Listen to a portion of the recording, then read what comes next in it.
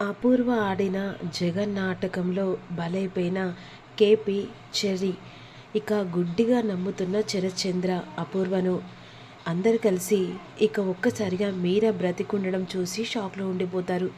ఈలోపు అపూర్వ కేపీ చుట్టూ తిరుగుతూ నువ్వు ఎన్ని పన్నాగాలు పందినా ఇక బావ నన్ను ఎట్టి పరిస్థితిలో నమ్మకుండా ఉండడు. నువ్వు ఎన్ని కారణాలు చూపించినా బావ నన్నే నమ్మేలా పక్కాగా ప్లాన్ చేశాను. నిజం చెప్పడానికి మీరను చంపుదామనుకున్నా, కానీ మీరా చనిపోతే ఆ తర్వాత చెర్రీ బయటకు వస్తాడు. కానీ ఇక్కడ నాకు సానుభూతి దొరుకుతుందా? దొరకదు కదా. అందుకే అని చెప్పేసి పక్కాగా ప్లాన్ చేసి కాస్త మీరని చంపినట్టు పక్కాగా ప్లాన్ చేశాను. కానీ ఆ వర్కౌట్లో చెర్రీగాడి నిజస్వరూపం బయట పెట్టాను. వాని దగ్గర నుంచి ఇక ఎలాగైనా కూపి లాగడానికి నిజాన్ని అలా వెలుగులోకి తెచ్చాను. మీరు ఆడిన జగన్ నాటకంలో తిప్పికొట్టాను. కేపీ ఎలా ఉంది? చనిపోయినట్టు వాడు నా కూతుర్ని అలా భయపెడుతున్న వాడి నాటకానికి తెర వేశాను. నన్ను ఎలాగైనా పోలీసులకు పట్టేయాలని చెప్పేసి మీరు గట్టిగా నిర్ణయించుకున్నారు. ఆ నిర్ణయాన్ని ఈ రకంగా ప్లాన్ చేసి మీరను చంపినట్టు ఆ టైంకు చెర్రీగాడు వచ్చినట్టుగా చేశాను. ఇప్పుడు అర్థమైందా? ఈ అపూర్వతో పెట్టుకుంటే ఎలా ఎలా దెబ్బ కొడుతుందో. ఎంతమందినైనా సరే ఈ భూమిలో పాతి పెడతాను. మీరు అనుకుంటారు కావచ్చు, అపూర్వ బండారం బయట పెట్టి ఏదో చేయాలనుకొని ఆలోచిస్తూ ఉంటారు. ఆఖరికి మా అక్కని చంపి భూమి పాత పెట్టినా కూడా ఎవ్వరు కూడా ఇంత సాక్ష్యం కూడా తీసుకురాలేదు. ఇక్కడ అపూర్వే కాదు, అపర భద్రకాళిని కూడా అవుతూ ఉంటాను.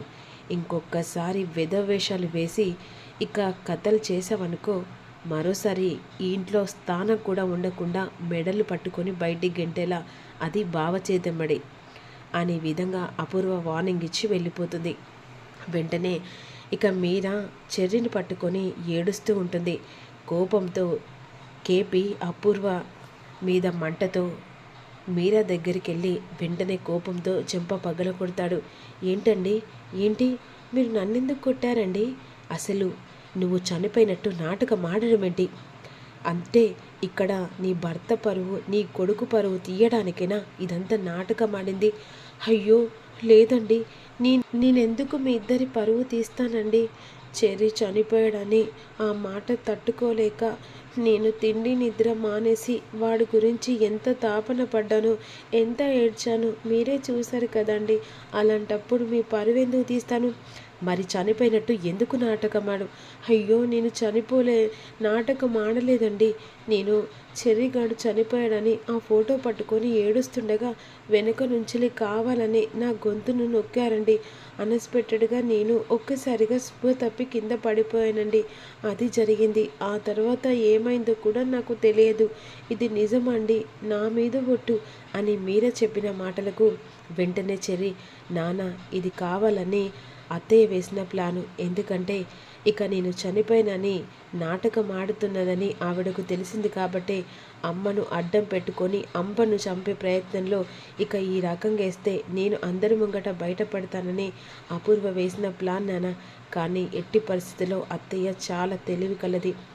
తనతో ప్లాన్ చేయాలంటే తను తగ్గట్టుగానే ప్లాన్ చేస్తేనే మనం నెగ్గుతాం.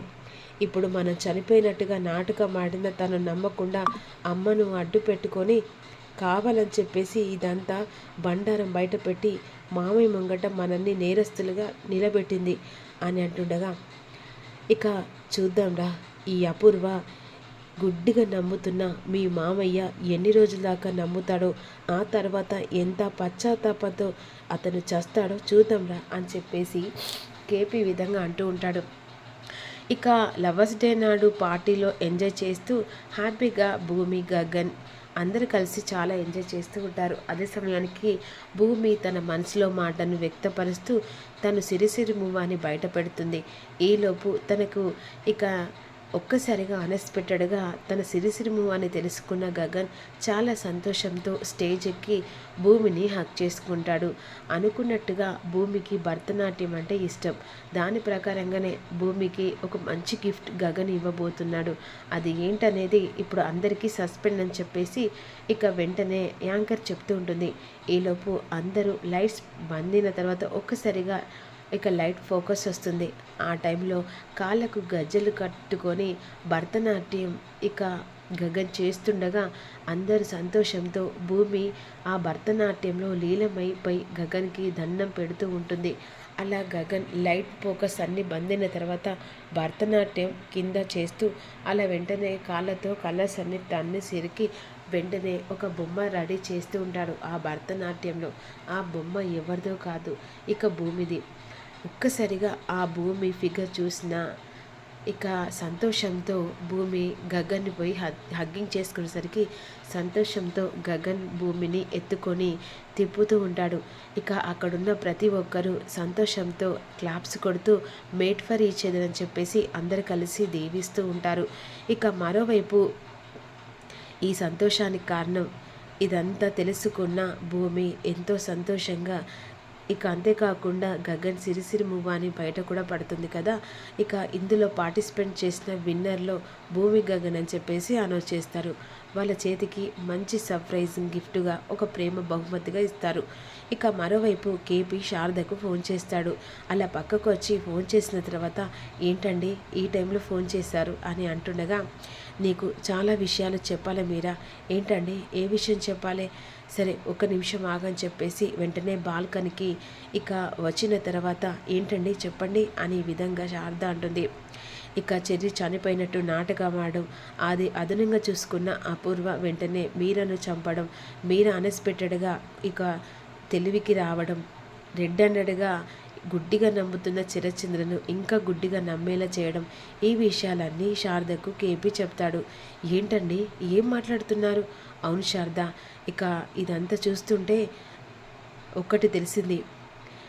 మీరా చెర్రి చనిపోయాడని బాధలో ఉన్నప్పుడు వెనుక నుంచెలొచ్చి ఎవరో గొంతు మీద చెయ్యేసి తన ప్రాణాలు తీసినట్టుగా అనిపించిందంట. దీని ప్రకారం చూస్తే అపూర్వ కావాలని మీరను చంపే ప్రయత్నం చేసినట్టుగా అనిపిస్తుంది. కానీ ఇప్పుడు మీరా ఎలా ఉందండి? ఇప్పుడు పర్లేదు, ఇక తన కొడుకు తిరిగి వచ్చాడని సంతోషంతో ఉంది. చి నీచురాలు, అందరినీ పొట్టన పెట్టుకొని ఇంకా ఏం సాధించాలనుకుంటుందండి? ఆ రోజు శోభచంద్ర గారిని స్వయంగా నేను చూశాను. ఆ వీడియో మా దగ్గరుంది. కానీ ఇప్పుడు ఆ అపూర్వ బండారం బయట పెట్టని పరిస్థితులలో అందరం ఉన్నాం. ఇప్పుడు ఆఖరికి మీరని కూడా చంపాలనుకుంటుందా? అసలు ఎలా అండి? ఇప్పుడు ఈ మీరను చంపాలని చూస్తున్న అపూర్వకు ఎలా ఫుల్ స్టాప్ పెట్టి తనని అరెస్ట్ చేయాలి? అదే శారద, ఇది నార్మల్గా ప్లాన్ వేసేది కాదు. ఎందుకంటే భూమికి ఒక్కసారి చెప్పి ఈ అపూర్వకు ఆటకు ఫుల్ స్టాప్ పెడితేనే అప్పుడు మనం నిజాన్ని బయట పెట్టచ్చు. ఇప్పుడు బావగారు ఖచ్చితంగా అపూర్వను మొత్తానికి నమ్మి ఉన్నాడు. మనం అతని దృష్టిలో చెడ్డలను చేసింది అపూర్వ. ఇప్పుడు మనం ఏం చెప్పినా శరత్చంద్ర బావ ఎట్టి పరిస్థితుల్లో వినడు అని అంటుండగా, మీరు ఒకసారి రాండి, భూమితో మాట్లాడి ఏం ప్లాన్ చేసి అపూర్వను దెబ్బ కొట్టాలో తెలుసుకుందాం అంటుంది.